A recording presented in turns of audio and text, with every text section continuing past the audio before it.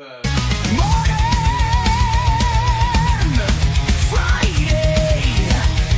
10 o'clock tune in. It's showtime, EV Café News.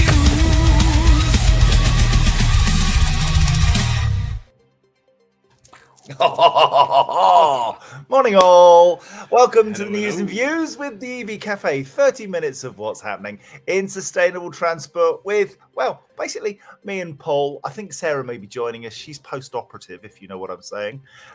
So she may be in the chat. She may not. She's only got one arm and things will be a bit slow. But we are here changing the world 1 mile at a time and ably supported by Drax Electric Vehicles. Pablo, you and I have been together all week. Where we been? What we've been up to? There was the Dalek's gone. There was a little Dalek there for some reason. I'm not sure why. Anyway, how have we been? Where have we been? We've been Installer Live this week. That was a really interesting experience. One that we probably should repeat because it's getting into a world where people don't really know very much about it, and it kind of challenged the concept of it's all about commercial return when you go to these events, because it isn't always about commercial return. If we are to get out into a wider bubble, there hasn't always got to be about what's in it for me. We've got to kind of do a little bit of collective kind of evangelism, let's call it that, in order to be able to sort of shore up our future. The people that are operating and actually installing charge points are familiar and acceptant towards electric vehicles, and we discovered that they weren't. So it was interesting. 30,000 installers, 30,000 tradies. I've never seen so many valves, couplings, pipes, tools. It was freebies. Quite incredible. But what was really, really interesting was only a couple of OEMs and vehicles. They're just a tool. And if you think that tradies are interested in any way, shape or form in their vehicles in any way other than that thing gets me from A to B and I'm just going to do it as quick as I can, forget it. We have a lot of work to do and it's a real exciting opportunity, but it was a tough few days. Yeah, it was a little bit lonely, particularly on our speaking sessions. I think people began to appreciate us by the end, but mainly those with the exhibitors around about us. We had one or two people stop by, but it was it was curious. Next year, obviously, we'll have a bit of a better program going, and hopefully, we'll have done a lot more work in the run up this year. So we look forward to doing that. Right, well, let's get on with the news, shall we? And coming up, we've got the government. The government again. They've scrapped the £950 million rapid charging plan and they've readied a new approach. We are all ears. An EV misinformation initiative provides an update, and we're very interested in that because there's a lot of misinformation out there still. The government's industrial strategy prioritises UK automotive. What does that mean? And Oxford moves ahead with the next phase of congestion charging plans. Before we do the commercial clap, big shout out to the new Cox Automotive Woman of the Year, Davina Serrana. I've had the pleasure of working alongside Davina before, and she is utterly awesome. A woman on a mission, and we're so pleased for her. Right, but first we have the EV Café commercial clap, where we highlight innovation and new things in our industry. The commercial clap from the EV Café. Innovation applauded. And first up, thank you, Paul. Octopus Energy and BYD have announced the launch of the Power Pack Bundle, a vehicle-to-grid bundle of things, unveiled at Octopus Energy's Energy Tech Summit and priced at £300 per month. The Power Pack bundle includes a leased vehicle-to-grid ready BYD Dolphin, a bi-directional Zaptec Pro charger, and access to a smart tariff that offers free home charging. With free charging powered by Octopus Energy's Kraken tech platform, it claims that a typical electric vehicle driver can cut their annual bill by £620 and save almost £1,000 compared to fueling a petrol car. £300 a month for all that. That's got to be a winner. Well done, you guys. Amazon are adding nearly 5,000 electric vans to its network, its single largest deployment in Europe. Amazon will add the new e-Sprinter and e-Vito electric vans from Mercedes-Benz, which will be in Austria, France, Germany, Italy, and the UK, and are expected to travel more than 100 million kilometres and deliver more than 200 million packages to Paul's door. E-Vito, e-Sprinter. That's all good, mate, isn't it?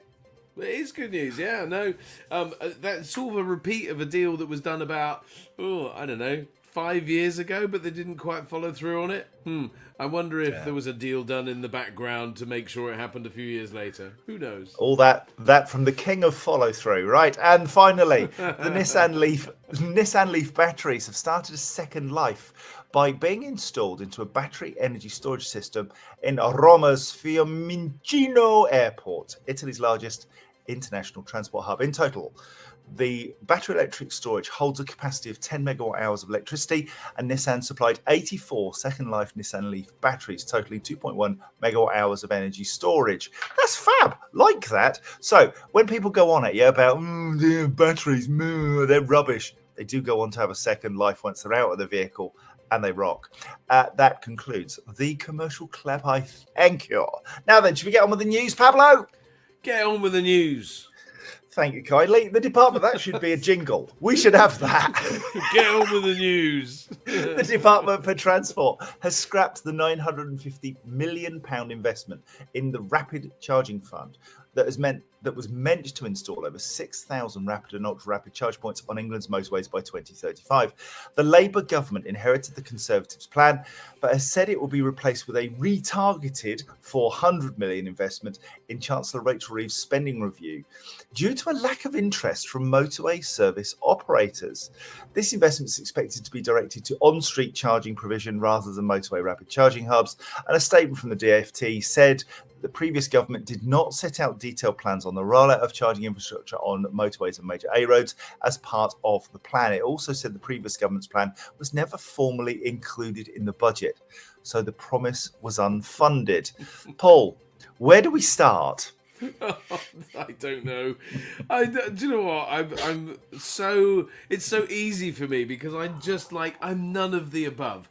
Like, remember the Richard Pryor thing? Was it Richard Pryor or one of them? Anyway, none of the above. Vote for none of the above. Yeah, I'm that man. None of they all drive me bloody mad. Oh, he did it, and she did it, and they did it, and oh, goodness me, just grow a set and get on with it. Just do stuff.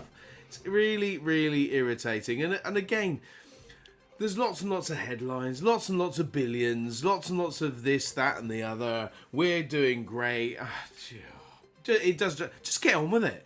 Just deliver it. Just do stuff. And so let's look at the pivoting. So we've moved away from motorways and the A road network, and we're looking at pavement charging now as the way forward. Now, I know if Uncle Sam were here, and I don't mean Donald Trump, I do mean Sam Clark, he'd be saying pavement charging, waste of time. But frankly, we've heard an awful lot over the last 3 days at the Installer Show about cross-pavement charging and how important it is. Do you think this is the right move by government? Well, listen, I do think it's all about energy equity, isn't it? Isn't it about kind of getting away from having to pay 75, 85 pence per kilowatt hour a rapid charger, and also and having to sit and wait or travel to and come away from. It's more about being able to plug your vehicle in at home, be it across a pavement or a drop down something or other, and enable you to charge where you sleep, which is what we've always done. Don't stop to charge when you're stopped. When I'm stopped, when I'm at home, when my vehicle's parked. If it's a car, it's 95% of the time, and even if it's a van, it's probably 40-50% of the time. At least sort of 12 hours in any given day. So these are the opportunities that we need to take advantage of, and I do think it is a wise move to place chargers more prolifically in a neighbourhood. There we go. Big words on a Friday. Now then, I agree with you entirely, by the way. It's just worth saying, I think cross-pavement charging, really, really important. Rural networks, really, really important. We don't give enough thought to the just transition and making sure that everybody gets access to clean, reasonably priced energy where they need it. Shall we do some shout outs? Yes, let's. I hear you cry. And smashing the doors in at 7:52 this morning, Steve Warts from Economy Trucks. Amazing effort. I think that's 2 or 3 weeks in a row that man has been up Does early. he have a mug? Does he have a mug yet? He I deserves a mug. I believe he does. Steve, let us know if you do have a mug. I'll tell you what we're going to do. We're going to send you a gold lightning bolt, some lip balm, EV Café lip balm, no less, and some of our EV Café bonbons. Let's call it the Steve Warts Economy Trucks Award for Perseverance. Let us know where you are, mate. I can't remember if we've got your address, and we'll send all our goodies to I you. think it's Well done. Northampton somewhere, but yes, go on. He's a good man. EV Musings, Gary Comerford. Back from the London to Amsterdam EV rally. It was great fun. Apparently, Stuart, clean energy advocate Humphrey. Good morning, one and all. Good morning to you. Graham McLaren Harris. Love that name. It's got McLaren in the middle. You know, when are they going to come out with an EV, I wonder? Ian Mayhew. Good to see you. Overcast, muggy Bournemouth. There's nothing worse than being mugged in Bournemouth. James from Screenwash King. Happy sunny weekend. Do you know what, my friend? I hope it's going to be. It should be. We go on a party. Ron Godfrey. Morning, peeps. Stressful one today. Awaiting my coffee at the local coffee shop. Then, relative to be bleating to be picked up from the GP surgery. Hopefully, coffee gets here first. I think Ron's having to do the doctor run. He's only a 4 or a 5 out of 10.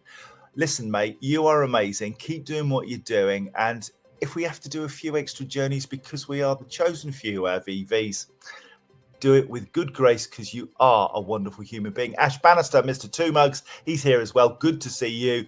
Tom of the Central Ditch, to whom I will be speaking very shortly after the news. Oh, yes, Central Dyke. I do apologise. Oh, dear. That's to whom silly. I will be speaking after the news and will now be getting into trouble. Lovely to see you, my friend. We'll speak to you soon. Now then, Liz Allen, she's only up for 2 awards. Oh, yes. Businesswoman of the Year kind of thingy. Well done, you. That's really impressive. Now, Teresa Swift, this is the second week in a row that I have seen you in my little list. Lovely to see you and lovely to have a hug during the week. Belinda, she's a guy and she's here. Hello, mate. How are you? On annual leave today. So she's listening whilst gardening. Now then, what's your favourite flower, Belinda? Do tell us. Mine, I think I love a lupin. I've got to say, lupins, utterly gorgeous. What is your favourite flower? Why are we fighting the good fight and protecting our environment? Do let us know in the comments. Paul, your favourite flower? If you don't say Caroline, you're dead. Poppy. Poppy who? A poppy. A poppy. For his medicinal benefits. No, I'm kidding. Behave yourself. John Jessen, lovely to see you, mate. Well, thank you for being here. Trevor Palmer from EV Blocks. Morning, my friend. EV Blocks, one of our Talk to him partners. later. We are we're not, I'm not, but Paul is, Sarah are doing a podcast, you know. Right. Oh, yeah. Sarah Sloman is in the house. Oh, one arm. She's here. One arm, 2 screws in the house.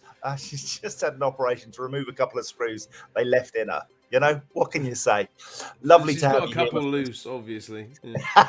Mark Elliott, sorry for being late. Doesn't matter, my friend. You're here, and we're grateful. DEV Chakravarti. He's in the house. Burnt his breakfast. Oh, dear. Cereal and milk, really? You burnt it?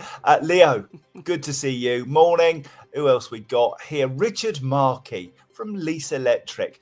Lovely to see you. I think, did we see you this week? Can't remember. Anyway, if we didn't, good to have you here. I think that Ben McDonald, yes, he's here. Lovely to see you, Ben. And he likes a bundle. Sarah Gray? Did I miss Sarah Gray? How is Sarah? How is this possible? I am going to be in so much trouble next time I see her. LinkedIn user. Morning all. Who enjoyed RTX this week? Now, Paul, you went to RTX. What did you think? I thought it was very good. I have to say, there was lots of. I actually did look out for Sarah Gray on the stand, on the Dawson Group stand. There was a good number of people there, and once again, a celebration of alternative fuels. I think the truck industry is beginning to look at other ways. Well, not beginning to, but accelerating the rate of adoption of other ways to reduce CO2 emissions, maybe not to take them away completely. But yeah, I thought it was really good. I had some really good conversations. I didn't have enough time. It was a bit of a shame. Whistle stop tour, but good to see some people there briefly. Good. Now then, we've got Bradley King in the house. King Bradley, as he will I be saw known. Bradley. Actually, I saw Did Bradley you? on the MAN stand. We said hello briefly, but yes, I was running out the door at that point. Excellent. And Trevor Palmer wins an award for the cheesiest reply to a question ever asked. Favourite flower, JC. JC. Oh, you do make me laugh. Now then, what's Belinda guy? She's saying, there's a nice pink flower in my garden that my partner tells me is a weed. I'm refusing to clip it. There's one way to sort this out, my friend. Get Picture This, an app that you can identify plants, weeds, that can tell you whether it's healthy or not. It's £20 a year. Utterly brilliant. I don't go anywhere without it. I've scanned Paul a number of times. It keeps coming back and saying unhealthy weed. Weedy pigeon. But it was good to see James here. Yesterday at the NEC, we had a little chat with him just on the edge of the stand We there, did. so that was good. Yeah, nice Sarah to see Gray. you, James. Thanks for joining again. And Sarah Gray couldn't make it to the RTX. There we go. Listen, having spent most of the week at the Installer Show with a very, very small audience, it is lovely to have you all here. And we never forget how much it takes to be here. So bless you, all of you, for listening to our waffle and for actually caring. You show up, you do stuff, and we're very, very grateful. Okay, let's move on. Auto Trader, alongside Charge UK and the Society for Motor Manufacturers and Traders, has shared an update on their initiative combating misinformation surrounding electric vehicles. Just a quick aside, a ship sank recently, last couple of days, with 3,000 vehicles on it. Some of them were electric. Of course, the world went absolutely ballistic and saying that batteries are highly volatile and shouldn't be moved by sea. Have you seen how volatile petrol is? Seriously, you people, you need to get a word. Anyway, the collection of user-friendly, simplified facts that offers a balanced and data-backed view of the reality of owning and driving electric vehicles has been updated from the launch version released in November 2024. And so, this initiative to combat the myths says that potential annual savings evolving to include all running costs jump to £1,500 per year per vehicle. The number of public charge points around the UK increases to 81,000. The number of ultra rapid charges is now 16,259. And the upfront price difference between a new electric and petrol car drops from around 33% last year to 22% this year. There are 33 brand new electric cars with RRPs under £30,000 compared to 29 in March this time last year. Paul, a lot of good information coming out here. There's still a great lot of myths and stuff that people are saying. What is it we have to do? Is it just get people out there to try an electric vehicle and see for themselves? Or do we keep battering down the doors of misinformation? I think what we have got to do is get relevant, salient, engageable information out into the places where people are. The church of EV, and let's be honest, there's a lot of talk about getting outside of the church, but we do like to stay within our little safe spaces.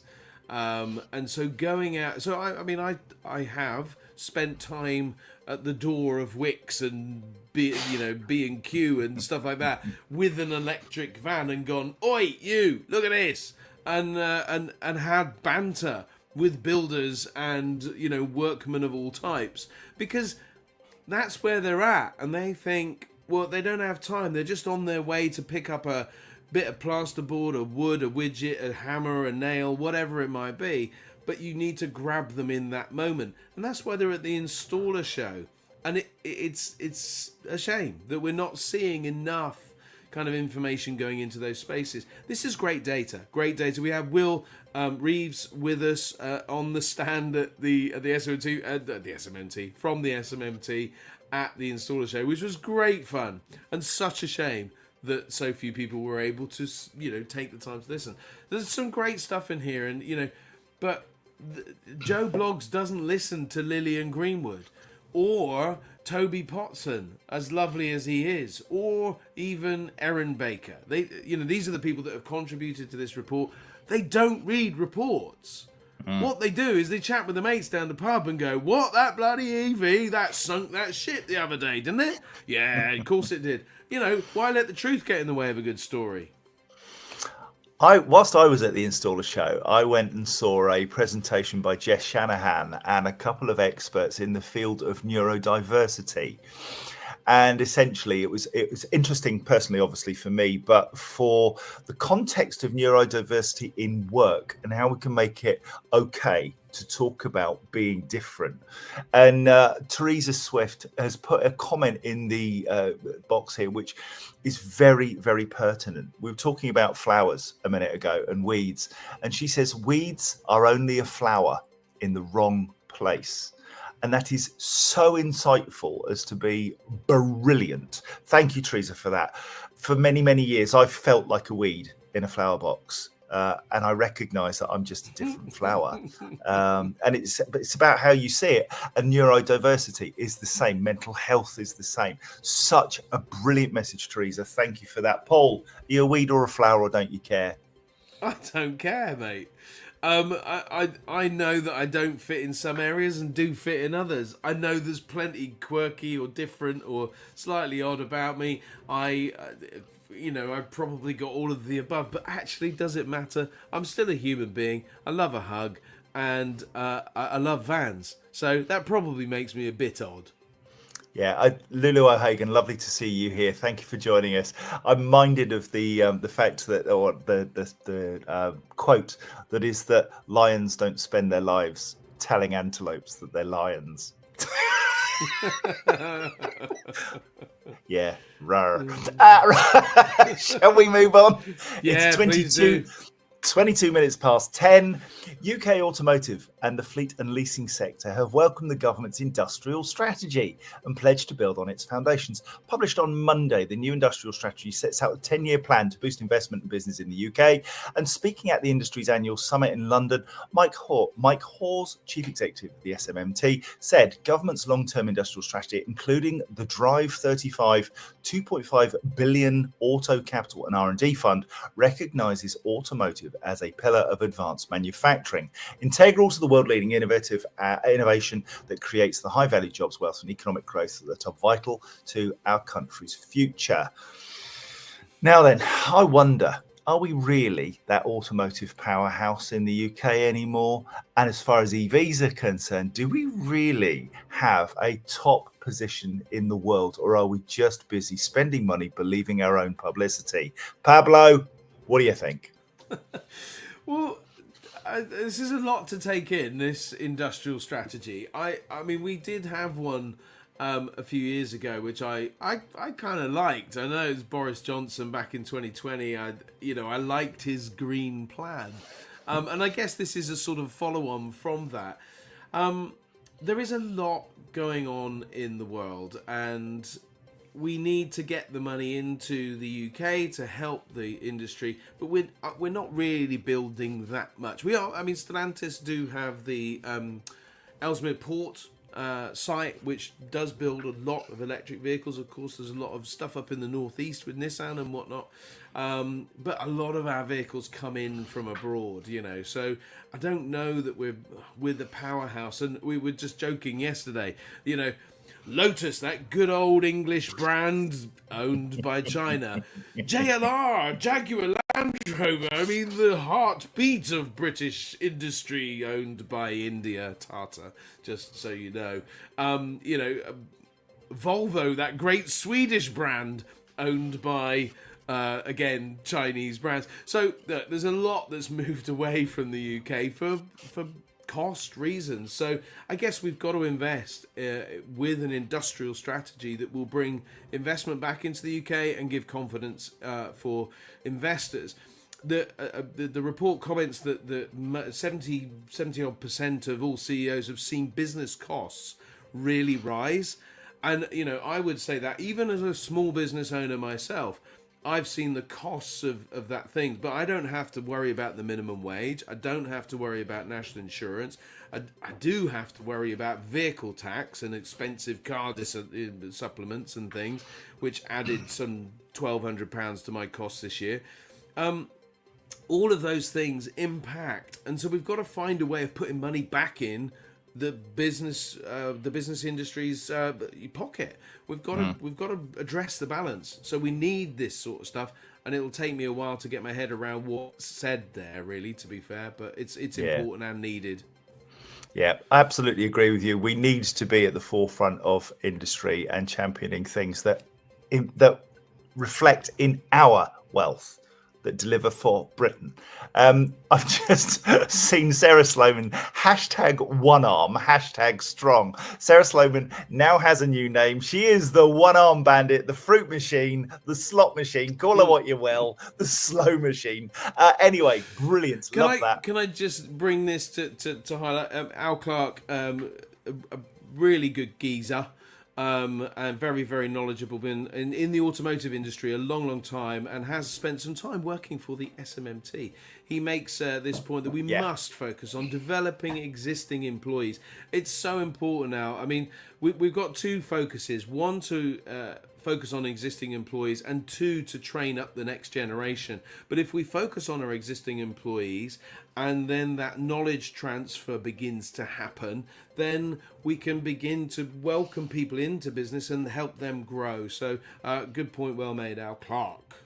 Yeah, we like blunt, Al. Al, you are a winner.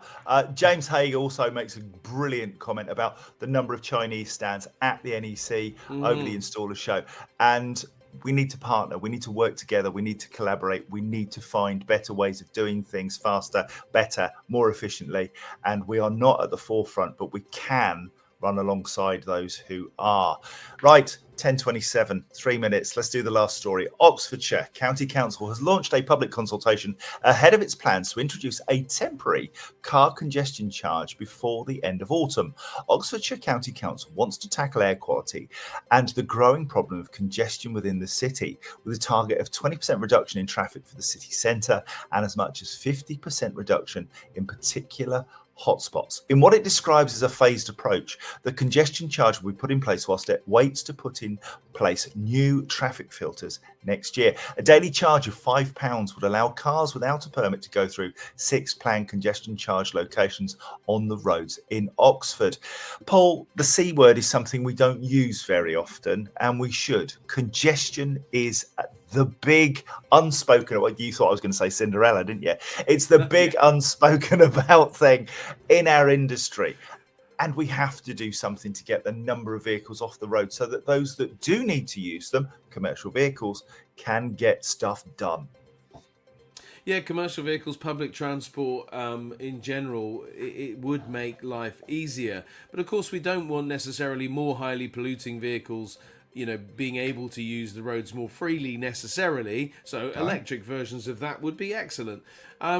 But I think Oxford are a hotbed of innovation in the sense that they are constantly thinking about this stuff. They're doing a lot of research.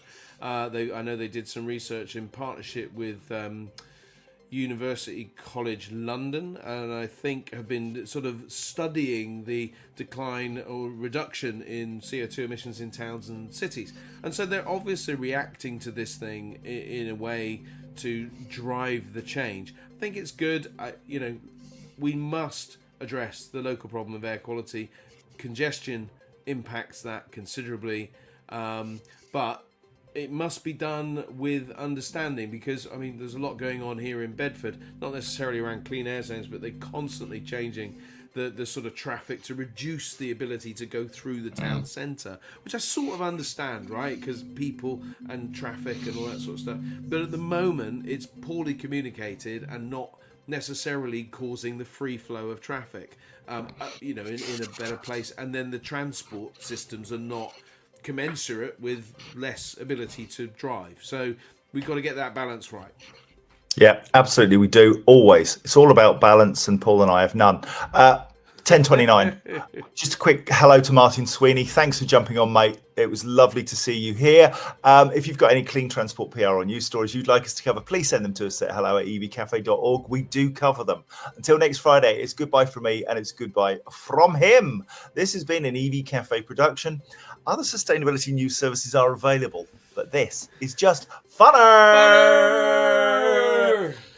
The EV Cafe is truly blessed to be partnered with the AA, Webfleet, Europcar, Iveco, Spheri, Schneider Electric, Dynamon, EV Blocks, and AW Energy, with EV Cafe supporting the transition to clean transport, supported by Trax Electric Vehicles. Even get the sponsor name right, John. Listen, there's a long transport story. It's going to take me 26 hours to get home from Birmingham to Scotland, so I won't bore you with it, but I'm tired. Helping you make the right choices for your business. Let's do that one again.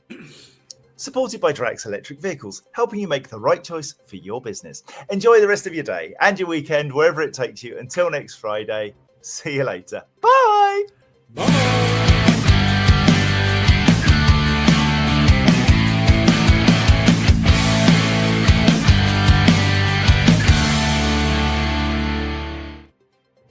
Bless them all for being here.